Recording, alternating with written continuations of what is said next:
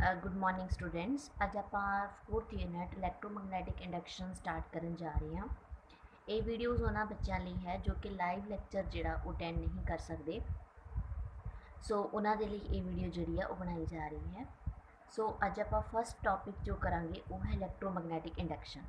Firstly बच्चा इलैक्ट्रोमैग्नेटिक induction एक इदा का फिनोमिना है जिहदे विच इलैक्ट्रिक करंट या EMF इंड्यूस होंदी आ जदों भी मैगनैटिक फ्लक्स सर्किट दे नाल लिंक चेंज होवे। इहदी बेस्ट एग्जांपल है साडे घरां विच जनरेटर, क्योंकि जनरेटर के केस में जदों भी जनरेटर रोटेट करता है तो वो जी मैगनैटिक फ्लक्स लिंक चेंज होती है। जदों भी मैगनैटिक फ्लक्स चेंज होएगी तो वो अंदर की डिवेलप होता है, करंट डिवेलप होता है। सो एक इदा का फिनोमिना है कि जदों किसी भी सर्किट के मैगनैटिक फ्लक्स लिंक चेंज होती है उस टाइम पर वो अंदर इंड्यूस करंट जोड़ा वो प्रोड्यूस होता है। हुण इस केस में असीं दो तरह के सर्किट की गल करांगे। जे तां सर्किट क्लोज्ड है तो उस टाइम पर असीं कहांगे इंड्यूस करंट डिवेलप होया, बट जेकर सर्किट ओपन है तो उस केस में असीं कहांगे इंड्यूस्ड EMF, क्योंकि इत्थे एक तरह का पोटेंशियल डिफरेंस जनरेट हो जाएगा। सो जेकर सर्किट ओपन है तो इत्थे असीं कहांगे इंड्यूस्ड EMF, और जेकर सर्किट क्लोज्ड है तो उसनूं असीं नाम देवांगे इंड्यूस्ड करंट का। सो ये आई थिंक ये पॉइंट तुहानूं दोनों क्लीयर हो गए होने। इलैक्ट्रोमैग्नेटिक इंडक्शन कि एक तरह का फिनोमिना है जिहदे विच मैगनैटिक फ्लक्स जो चेंज होंदी है उस टाइम पे EMF और इंड्यूस करंट जिहड़ा वो डिवेलप होता है। सैकेंड टॉपिक है मैगनैटिक फ्लक्स। मैगनैटिक फ्लक्स जिहड़ा कि इलैक्ट्रिक फ्लक्स के नाल रिलेटेड है, ठीक है। सो मैगनैटिक फ्लक्स की है? Magnetic field lines crossing a surface normally, मतलब कितनियाँ मैगनैटिक फील्ड लाइन्स उस सरफेस नू नॉर्मली क्रॉस कर रही हैं। फॉर एग्जाम्पल साडे कोल एक सरफेस है और ये मैगनैटिक फील्ड है, ठीक है। हुण ये मैगनैटिक फील्ड असी ले लिया, पर असी मैगनैटिक फील्ड लाइन्स लैनिया तो है बट वो की होनी चाहिए सरफेस दे नॉर्मल होनी चाहिए। सारी डेफिनेशन भी ये है कि number of magnetic field lines crossing normally to the surface. किनिया लाइन्स जड़ियाँ वो नॉर्मली जड़ियाँ पास करती पे हैं। एक डेफिनेशन असी होर भी दे सकते हैं, it is the product of the component of the magnetic field normal to the surface and surface area. मतलब ये मैगनैटिक फील्ड का वो कंपोनेंट जोड़ा सरफेस के नॉर्मल है। देखो हम असी इत्थे मैगनैटिक फील्ड लिया, इसके दो कंपोनेंट बन सकते हैं। जेकर असी ये एंगल थीटा लै लीए, दो कंपोनेंट बन गए B cos theta and B sin theta. हुण डेफिनेशन की कहती है, it is the product of the component of the magnetic field. मतलब मैगनैटिक फील्ड का वो कंपोनेंट लो which is normal to the surface. हुण सरफेस के नॉर्मल केड़ा कंपोनेंट है? B cos theta. सो इत्थे कंपोनेंट केड़ा लिया सी? B cos theta. और सरफेस एरिया कितना आया? Delta S। So phi is equal to B delta S cos theta. हुण देखो A B cos थीटा जेकर होवे तां असीं की लिखदे आ? E dot B। तो फिर फ्लक्स साडे कोल आ गई dot product of the magnetic field and the surface area vector, ठीक है। सो ये साडे कोल जनरल जिहड़ा फॉर्मूला है मैगनैटिक फ्लक्स का, phi is equal to B dot DS। अगे असी इसके केस करांगे मैगनैटिक फील्ड जेकर सरफेस दे नॉर्मल होवे। देखो हुण ये साडी सरफेस है और मैगनैटिक फील्ड नॉर्मल ही है। हुण साडे कोल जनरल फॉर्मूला है B delta S cos theta. देखो जेकर सरफेस नॉर्मल ही हुई तो सरफेस एरिया भी नॉर्मल ही है, तो इन्हां दोवां दे विच एंगल कितना बनेगा? देखो सरफेस एरिया भी नॉर्मल हो गया, मैगनैटिक फील्ड भी नॉर्मल है, एंगल बन गया 0 डिग्री। तो जेकर असीं इहदे विच cos थीटा 0 लवांगे तो cos 0 हमेशा 1 होंदा है। सो इस केस दे विच B डेल्टा S साडे कोल मैक्सिमम वैल्यू जिहड़ी है वो मैगनैटिक फ्लक्स दी आएगी, ठीक है। सो इस case which magnetic flux maximum होगी। दूसरा असी केस करांगे जेकर साडा मैगनैटिक फील्ड पैरलर होवे सरफेस दे। देखो हुण असी मैगनैटिक फील्ड नूं की लिया है? पैरलर लिया है, बट सरफेस एरिया तो हमेशा सरफेस दे परपेंडिकुलर होंदा है। सो इस केस विच एंगल कितना बन गया? 90 डिग्री। सो इत्थे जदों असी cos 90 लवांगे, cos 90 कितना हो गया? 0। सो फाई साडे कोल cos 90 0। इट मीनस इस case which cos 90 0, so it मीनस flux भी 0 होगी। सो इस केस विच फ्लक्स जो है वो मिनिमम होएगी, ठीक है। सो आई थिंक तुहानूं दोनों केस क्लीयर हो गया। नैक्सट असी डिस्कस करांगे यूनिट। सो इस दियां दो यूनिट्स है। सब तो पहला एक जो यूनिट है वो है वेबर, जो कि SI सिस्टम के यूनिट है।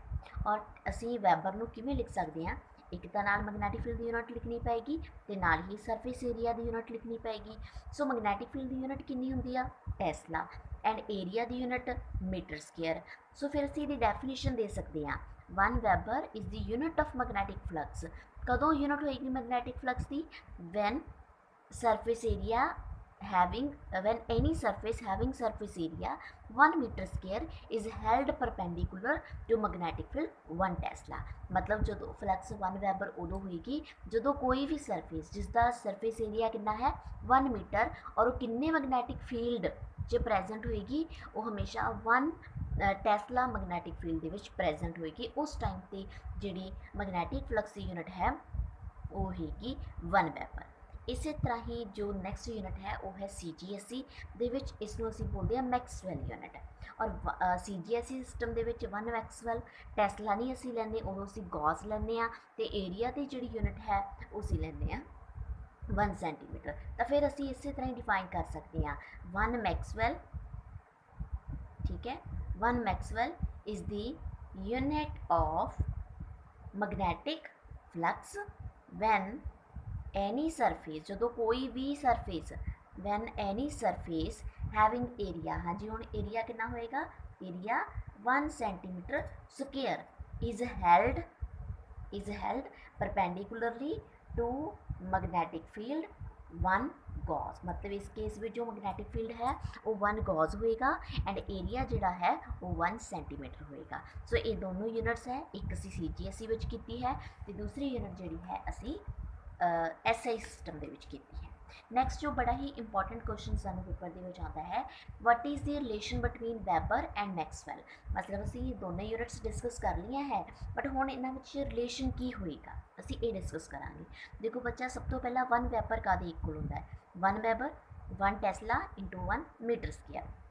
और ये भी सानू पता होना चाहिए कि एक टेस्ला किन्ने गॉस के बराबर है, एक टेस्ला हमेशा 10 की पावर 4 गॉस के बराबर होता है। और 1 मीटर स्केयर वैसे सानू पता है कि 1 मीटर स्केयर 10 की पावर 4 सेंटीमीटर के स्केयर के इक्वल है, पर जेकर नहीं भी पता तो ये भी देखो कि 1 मीटर 100 सेंटीमीटर के इक्वल है। 1 मीटर का स्केयर 10 की पावर 4 सेंटीमीटर स्केयर हो गया। तो इतों साडे कोल ये शो हो गया कि 1 मीटर स्केयर जिहड़ा वो 10 की पावर 4 सेंटीमीटर स्केयर के इक्वल होएगा। तो जदों असीं ये वैल्यूज़ पुट करांगे 1 वेबर साडे कोल कितना आ गया 4 पावर इत्थे 4 ही पावर इत्थे एक साडे कोल ये बन गया 1 वेबर साडे कोल 10 की पावर 8 गॉस सेंटीमीटर स्केयर बन गया। गॉस सेंटीमीटर की होंदा है मैक्सवैल। सो 1 वेबर जिहड़ा वो 10 की पावर 8 मैक्सवैल दे इक्वल है। ठीक है बच्चा, सबनों आई थिंक तुहानूं सबनों क्लीयर हो गया कि 1 वेबर जिहड़ा वो 10 की पावर 8 मैक्सवैल दे इक्वल होएगा। नैक्सट जो असी टॉपिक करन जा रहे हैं वो है Faraday's law of electromagnetic induction. Firstly तो सानू एक एक्सपैरीमेंट डिस्कस करने चाहिए सी but due to shortage of time मैं सिर्फ तुहाडे नाल Faraday's law of electromagnetic induction ही डिस्कस करूँगी इत्थे। सो सब बहुत ही इंपॉर्टेंट टॉपिक है। सब तो पहला उन्होंने पॉइंट लिखा है whenever magnetic flux link with the circuit change induced EMF produced. देखो बहुत सिंपल है, देखो जदों ही फ्लक्स चेंज होएगा, देखो जदों ही असी जनरेटर नूं हिलावांगे तां ही उहदे च करंट डिवेलप हुंदा है। बिल्कुल सही गल है उन्हां दी। वो कहते जदों मैगनैटिक फ्लक्स सर्किट दे नाल लिंक्ड चेंज होएगी उदों ही इंड्यूस्ड EMF डिवेलप होएगी। ठीक है, मतलब जदों फ्लक्स चेंज होएगी जिवें देखो इत्थे मैं एक मैगनेट लिया है, इत्थे एक कॉइल लई है। जदों मैं मैगनेट नूं इधर करूँगी या मैं मैगनेट नूं इधर करूँगी तो इहदे नाल की होएगा इस सर्किट दे नाल फ्लक्स लिंक्ड चेंज हो जाएगी। जेकर फ्लक्स लिंक्ड चेंज होएगी तो गैल्वेनोमीटर डिफ्लैक्शन देगा, पर जेकर इत्थे खड़ा रहेगा तो मैगनैटिक फ्लक्स चेंज नहीं करेगी तो कोई भी डिफ्लैक्शन नहीं देगा। सो मैगनैटिक फ्लक्स जो चेंज होएगी उस टाइम पे ही गैल्वेनोमीटर डिफ्लैक्शन देगा। इट मीनस उस टाइम पे ही इंड्यूस्ड EMF डिवेलप होएगी या इंड्यूस करंट होएगा जदों फ्लक्स उहदे नाल लिंक्ड चेंज होएगा। सो आई थिंक पहला पॉइंट क्लीयर हो गया। Second point, the induced EMF lasts as long as change in magnetic flux continue. ਉਹ ਕਹਿੰਦੇ ਇੰਡਿਊਸਡ EMF ਉਦੋਂ ਹੀ ਡਿਵੈਲਪ ਹੋਏਗੀ ਜਦੋਂ ਮੈਗਨੈਟਿਕ ਫਲਕਸ ਚੇਂਜ ਹੋਏਗਾ। ਦੇਖੋ ਗੱਲ ਉਲਟੀ ਕਰ ਦਿੱਤੀ ਉਹਨਾਂ ਨੇ, ਪਹਿਲਾਂ ਕਹਿੰਦੇ ਮੈਗਨੈਟਿਕ ਫਲਕਸ ਚੇਂਜ ਹੋਏਗਾ ਤਾਂ ਇੰਡਿਊਸਡ EMF ਡਿਵੈਲਪ ਹੋਏਗੀ, ਹੁਣ ਕਹਿੰਦੇ ਕਿ ਇੰਡਿਊਸਡ EMF ਉਦੋਂ ਤੱਕ ਡਿਵੈਲਪ ਹੋਏਗੀ ਜਦੋਂ ਤੱਕ ਮੈਗਨੈਟਿਕ ਫਲਕਸ ਚੇਂਜ ਹੋਏਗਾ। ਬਿਲਕੁਲ ਸਹੀ ਪੁਆਇੰਟ ਹੈ, ਗੱਲ ਨੂੰ ਉਲਟਾ ਕਰ ਦਿੱਤਾ ਕਿ ਇੰਡਿਊਸਡ EMF ਉਦੋਂ ਤੱਕ ਪ੍ਰੋਡਿਊਸ ਹੋਏਗੀ ਜਦੋਂ ਤੱਕ ਮੈਗਨੈਟਿਕ ਫਲਕਸ ਚੇਂਜ ਹੋਏਗੀ। ਆਈ ਥਿੰਕ ਇਹ ਪੁਆਇੰਟ ਵੀ ਤੁਹਾਨੂੰ ਕਲੀਅਰ ਹੋ ਗਿਆ ਹੋਏਗਾ। ਓਕੇ, ਸੋ ਹੁਣ ਅਸੀਂ ਕਰਦੇ ਹਾਂ third point, the magnitude of induced EMF is directly proportional to rate of change of magnetic flux linked। ਹੁਣ ਦੇਖੋ ਕਹਿੰਦੇ ਇੰਡਿਊਸਡ EMF ਕਿੰਨੀ ਡਿਵੈਲਪ ਹੋਏਗੀ, ਅਸੀਂ ਕਿਹਾ ਕਿ ਇੰਡਿਊਸਡ EMF ਡਿਵੈਲਪ ਹੁੰਦੀ ਆ, ਬਟ ਕਿੰਨੀ ਡਿਵੈਲਪ ਹੋਏਗੀ ਉਹ ਡਿਪੈਂਡ ਕਰੇਗੀ ਕਿੰਨੀ ਫਲਕਸ ਚੇਂਜ ਹੋਏਗੀ। ਠੀਕ ਹੈ, ਇਹਨੂੰ ਅਸੀਂ ਮੈਥੀਮੈਟਿਕਲੀ ਕਰਦੇ ਹਾਂ। ਪਹਿਲਾਂ ਦੇਖ ਲਓ ਵੀ ਟਾਈਮ 0 ਤੇ ਫਲਕਸ ਹੈ φ1, ਟਾਈਮ t ਤੇ ਸਾਡੇ ਕੋਲ ਫਲਕਸ ਬਣ ਗਈ φ2। ਹੁਣ ਚੇਂਜ ਇਨ ਫਲਕਸ ਕਿੰਨੀ ਹੋ ਗਈ φ2 ਮਾਈਨਸ φ1। ਤਾਂ ਹੁਣ rate of change of flux, rate of change ਮਤਲਬ ਫਲਕਸ ਕਿੰਨੀ ਚੇਂਜ ਹੁੰਦੀ ਆ ਟਾਈਮ ਦੇ ਨਾਲ। ਦੇਖੋ ਫਲਕਸ ਤਾਂ ਚੇਂਜ ਹੋਈ φ2 ਮਾਈਨਸ φ1 ਤੇ ਟਾਈਮ ਕਿੰਨਾ ਚੇਂਜ ਹੋਇਆ, ਪਹਿਲਾਂ 0 ਸੀ ਹੁਣ t ਹੋ ਗਿਆ, so time t minus 0 it means t। ਹੁਣ ਫੈਰਾਡੇਜ਼ ਥਰਡ ਲਾਅ ਕੀ ਕਹਿੰਦਾ ਹੈ, ਉਹ ਕਹਿੰਦਾ ਹੈ ਕਿ ਜੇਕਰ ਇੰਡਿਊਸਡ EMF ਕਿੰਨੀ ਇੰਡਿਊਸਡ EMF ਡਿਵੈਲਪ ਹੋਏਗੀ ਡਿਪੈਂਡ ਕਰੇਗੀ rate of change of flux, flux ਕਿੰਨੀ ਚੇਂਜ ਹੋਈ।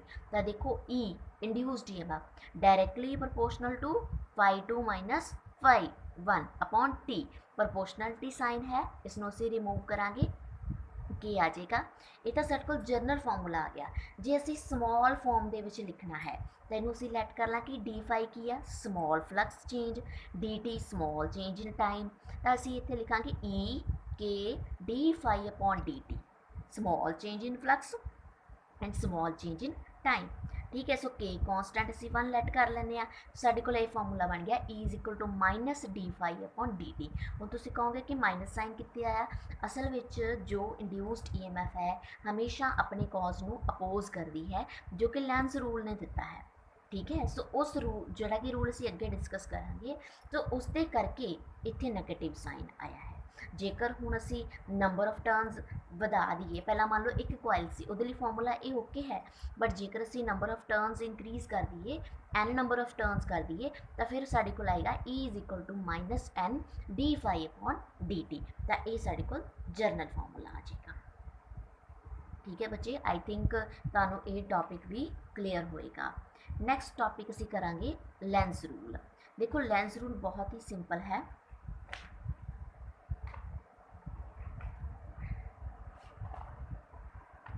ਲੈਂਜ਼ ਰੂਲ ਕੀ ਕਹਿੰਦਾ ਹੈ, ਇੰਡਿਊਸ ਕਰੰਟ ਪ੍ਰੋਡਿਊਸਡ ਇਨ ਦਾ ਸਰਕਟ। ਉਹ ਕਹਿੰਦੇ ਇੰਡਿਊਸ ਕਰੰਟ ਜੋ ਸਰਕਟ ਦੇ ਵਿੱਚ ਪ੍ਰੋਡਿਊਸ ਹੁੰਦਾ ਹੈ ਆਲਵੇਜ਼ ਫਲੋਜ਼ ਇਨ ਅ ਸੱਚ ਅ ਡਾਇਰੈਕਸ਼ਨ, ਉਹ ਇਸ ਡਾਇਰੈਕਸ਼ਨ 'ਚ ਫਲੋ ਕਰਦਾ ਹੈ such that it oppose the change or cause that produce it। मतलब हमेशा की करता है, अपने कॉज ਨੂੰ ਹਮੇਸ਼ਾ ਅਪੋਜ਼ ਕਰਦਾ ਹੈ। ਦੇਖੋ ਜੇਕਰ ਸਪੋਜ਼ ਕਰ ਲਓ ਇਹ ਅਸੀਂ ਇੱਕ ਕੋਇਲ ਲਈ ਹੈ ਤੇ ਇਹਦੇ ਨਾਲ ਗਲਵੈਨੋਮੀਟਰ ਹੈ, ਇੱਧਰ ਮੈਗਨੇਟ ਹੈ, ਤਾਂ ਜਦੋਂ ਵੀ ਮੈਗਨੇਟ ਨੇੜੇ ਆਏਗਾ ਤਾਂ ਇਹਦੇ ਅੰਦਰ ਇਵੇਂ ਡਿਵੈਲਪ ਹੋਣਾ ਹੈ। ਲੈਂਜ਼ ਰੂਲ ਕੀ ਕਹਿੰਦਾ ਹੈ ਵੀ ਇਹ ਹਮੇਸ਼ਾ ਆਪਣੇ ਕੌਜ਼ ਨੂੰ ਅਪੋਜ਼ ਕਰੇ, ਮਤਲਬ ਇਹਦੇ ਵਿੱਚ ਹੁਣ ਕਿਹੜਾ ਪੋਲ ਡਿਵੈਲਪ ਹੋਏਗਾ ਤਾਂ ਕਿ ਅਪੋਜ਼ ਕਰੇ, ਤਾਂ ਕਿ ਇਹਨੂੰ ਧੱਕੇ, ਤਾਂ ਕਿਹੜਾ ਪੋਲ ਡਿਵੈਲਪ ਹੋ ਸਕਦਾ ਹੈ, ਨਾਰਥ ਪੋਲ ਡਿਵੈਲਪ ਹੋਏਗਾ। ਠੀਕ ਹੈ, ਇਸ ਕੇਸ ਵਿੱਚ ਨਾਰਥ ਪੋਲ ਡਿਵੈਲਪ ਹੋਏਗਾ। ਦੇਖੋ ਇਹ ਡਾਇਗਰਾਮ ਮੈਂ ਤੁਹਾਨੂੰ ਸ਼ੋ ਕਰਦੀ ਹਾਂ ਕਿ ਲੈਂਜ਼ ਰੂਲ ਕਹਿੰਦਾ ਕਿ ਹਮੇਸ਼ਾ ਆਪਣੇ ਕੌਜ਼ ਨੂੰ ਅਪੋਜ਼ ਕਰੇ। ਦੇਖੋ ਜਦੋਂ ਇਹ ਮੈਗਨੇਟ ਇਹਦੇ ਨੀਅਰ ਆਏਗਾ, ਨਾਰਥ ਪੋਲ ਆ ਰਿਹਾ ਹੈ, ਤਾਂ ਇੱਥੇ ਕਿਹੜਾ ਪੋਲ ਡਿਵੈਲਪ ਹੋਣਾ ਚਾਹੀਦਾ, ਨਾਰਥ। ਹੁਣ ਨਾਰਥ ਨੇ ਹੀ ਇੱਕ ਦੂਜੇ ਨੂੰ ਅਪੋਜ਼ ਕਰਨਾ ਹੈ। ਠੀਕ ਹੈ, ਸੋ ਇੱਥੇ ਨਾਰਥ ਪੋਲ ਡਿਵੈਲਪ ਹੋਇਆ। ਦੇਖੋ ਇੱਕ ਇਹ ਡਾਇਗਰਾਮ ਤੁਹਾਨੂੰ ਥਰਡ ਯੂਨਿਟ ਦੇ ਵਿੱਚ ਡਿਸਕਸ ਕੀਤੀ ਸੀ। ਸਾਊਥ ਪੋਲ ਜੇਕਰ ਕਰੰਟ ਕਲੌਕਵਾਈਜ਼ ਹੋਵੇ, ਨਾਰਥ ਪੋਲ ਤਾਂ ਐਂਟੀ ਕਲੌਕਵਾਈਜ਼। ਇਟ ਮੀਨਸ ਫਿਰ ਇੱਥੇ ਕਰੰਟ ਜੇਕਰ ਇੱਥੇ ਨਾਰਥ ਪੋਲ ਡਿਵੈਲਪ ਹੋਇਆ ਤਾਂ ਕਿਸ ਫਾਰਮ 'ਚ ਕਰੰਟ ਪ੍ਰੋਡਿਊਸ ਹੋਣਾ ਚਾਹੀਦਾ, ਐਂਟੀ ਕਲੌਕਵਾਈਜ਼ ਡਾਇਰੈਕਸ਼ਨ। ਠੀਕ ਹੈ, ਤੇ ਜੇਕਰ ਹੁਣ ਅਸੀਂ ਦੂਸਰਾ ਕੇਸ ਕਰ ਲੈਂਦੇ ਹਾਂ, ਜੇ ਸਪੋਜ਼ ਕਰ ਲਓ ਕਿ ਇਹ ਮੈਗਨੇਟ ਦੂਰ ਜਾਣਾ ਚਾਹ ਰਿਹਾ ਹੈ, ਨਾਰਥ ਪੋਲ ਦੂਰ ਜਾਣਾ ਚਾਹ ਰਿਹਾ, ਪਰ ਹੁਣ ਇੱਥੇ ਫਿਰ ਇੱਦਾਂ ਦਾ ਪੋਲ ਡਿਵੈਲਪ ਹੋਣਾ ਚਾਹੀਦਾ ਕਿ ਉਹ ਆਪਣੇ ਕੌਜ਼ ਨੂੰ ਅਪੋਜ਼ ਕਰੇ। ਇਟ ਮੀਨਸ ਹੁਣ ਉਹ ਇਹਨੂੰ ਦੂਰ ਨਾ ਜਾਣ ਦੇਵੇ, ਤਾਂ ਫਿਰ ਕੀ ਹੋਏਗਾ, ਦੂਰ ਕਿਸ ਕੇਸ ਵਿੱਚ ਨਹੀਂ ਜਾਣ ਦੇਗਾ, ਇਟ ਮੀਨਸ ਇਹ ਅਟਰੈਕਟ ਕਰੇ।